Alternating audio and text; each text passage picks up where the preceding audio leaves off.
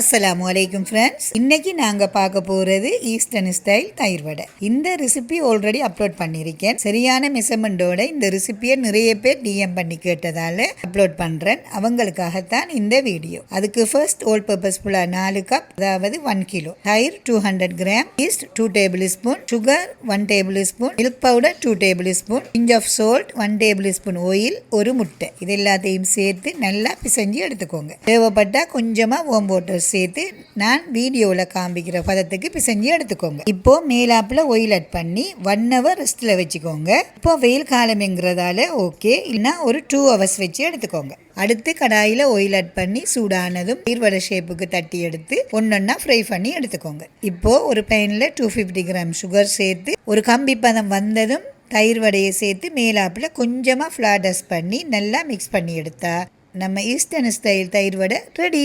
கண்டிப்பாக நீங்களும் ட்ரை பண்ணி பாருங்கள். அப்படியே நம்ம சேனலை மறக்காமல் ஃபாலோ பண்ணுங்க.